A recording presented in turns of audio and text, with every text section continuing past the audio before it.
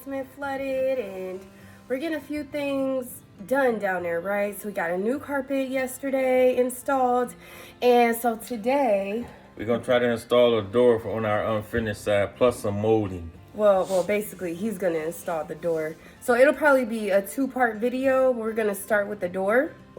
And of course, I'm always his life wing woman, so we're gonna get this done today. But we're gonna show you guys like why we need to get it done, because it divides our finished side with our unfinished side. So now we have like all this stuff on our unfinished side, and it looks crazy because of this, you know, because of the water and everything. So we had to move everything to the unfinished side. But now that we have the carpet down, we're gonna go through that side, but it's the perfect time for us to go ahead and put up a door. So let us show you what we're working with.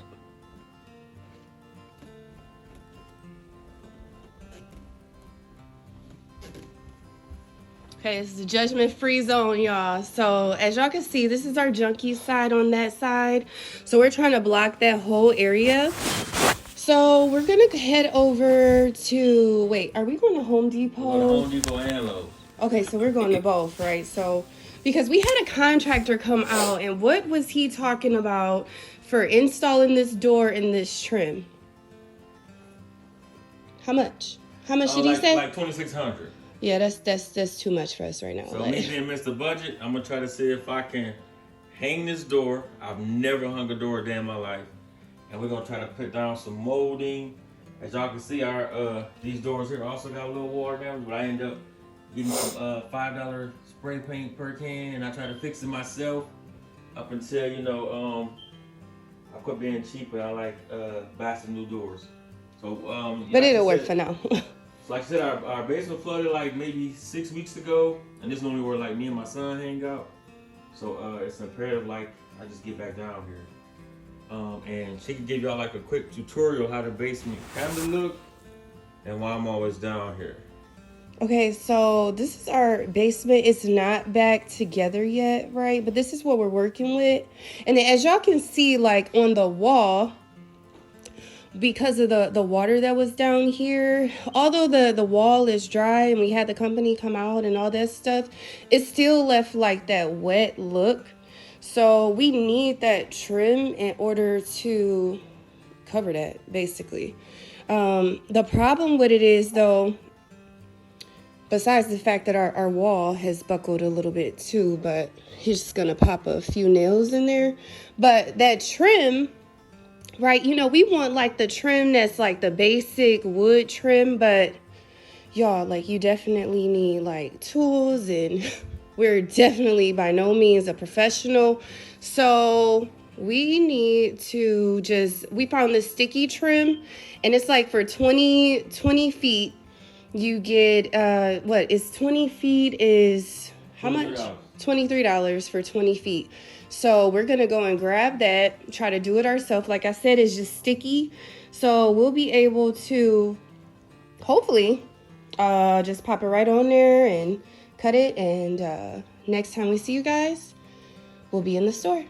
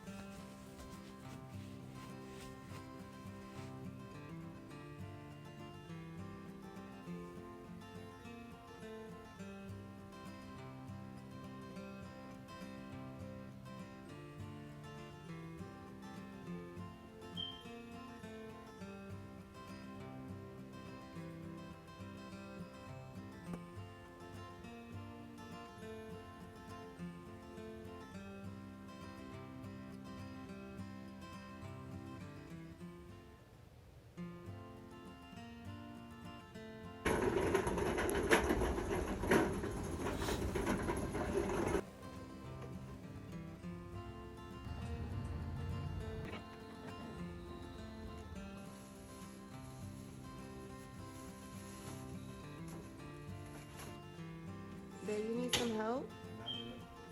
Okay. One hand, y'all. Look at the muscles.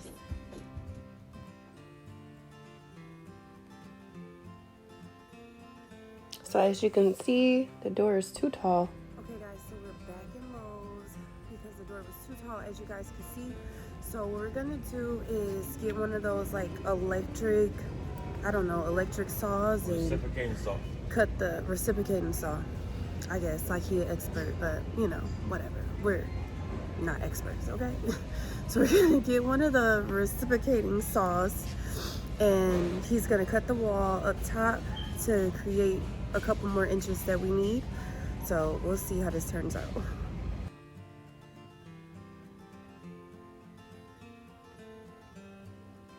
All right guys, here go all the tools that you will need and supplies.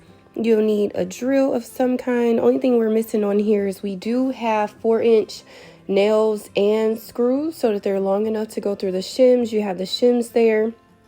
Measuring tape, of course the trim for the door, a little saw so you can cut the trim, a door handle, and in our case we have that reciprocating saw since we need to cut up the wall shaft to make the door fit.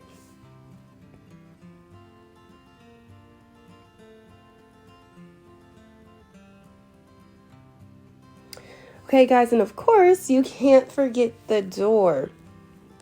So the door itself, our actual measurements were 28 by, really 30 by 78, but they only have the standard doors that are 80 inches tall. So we ended up getting a 28 by 80, even though we really needed like a 28 by 78. That's why you have to cut a couple inches from the top to make it fit. So don't forget, get your door a couple inches shorter in length and width. Here he's going ahead and he's trying to just make a marking up top so he knows where to cut.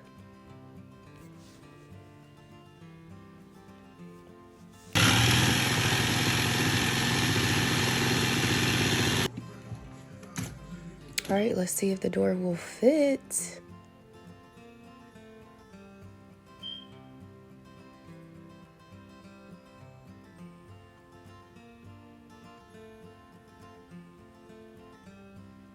Nope, not yet. Still a little bit off.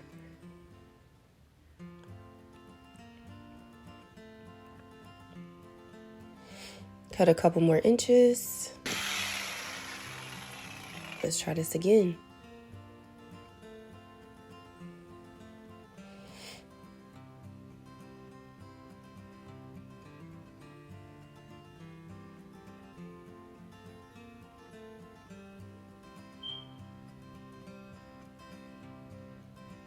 All right, fits in there.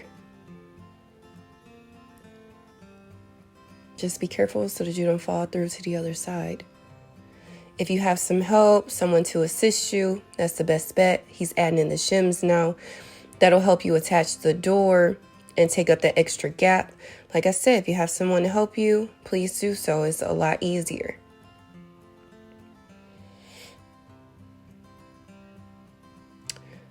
You see that nail is barely long enough. I believe that this was like a 3.5. You definitely need at least a 4-inch, and honestly, screws are better.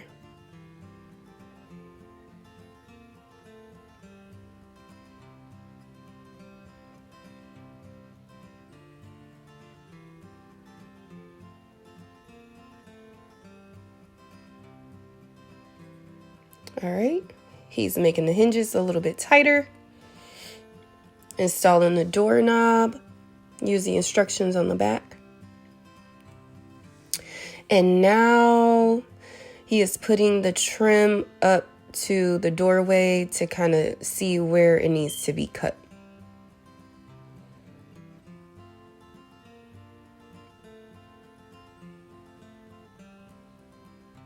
As you can see, it's too long, so he'll have to cut it down.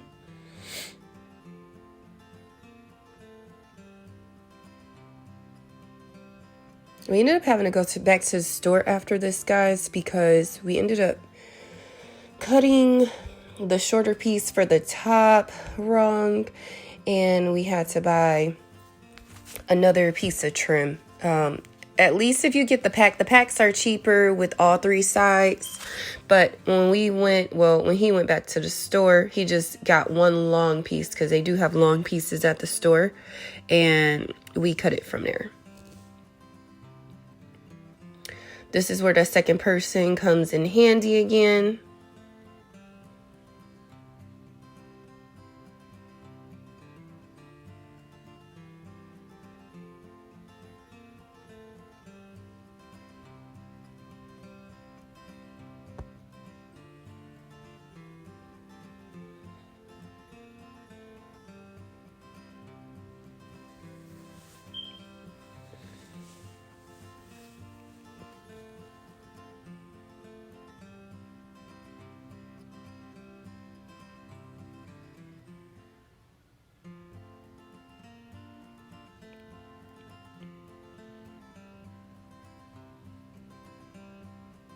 You want to make sure you have everything where it should be before you start cutting. Make sure all those gaps are closed.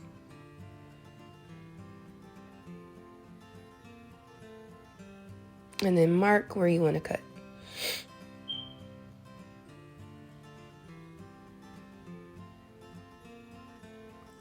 All right. So the first time he cut it a little bit wrong, but this really comes in handy because you just put it in there and you can cut it at the angle that you need it. Just be sure you have it in the correct slot before you actually cut it. And also make sure that you're cutting it in the correct angle.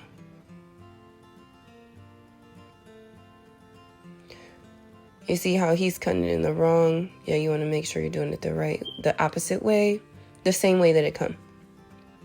He's popping nails, really, really fine, small nails into the trim. And there it is, guys.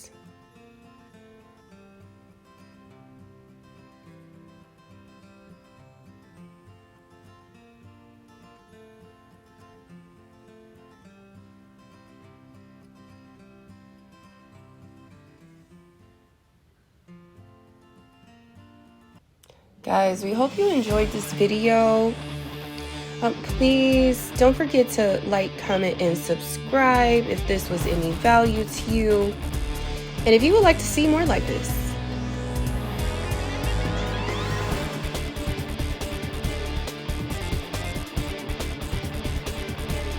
We'll see you in our next one.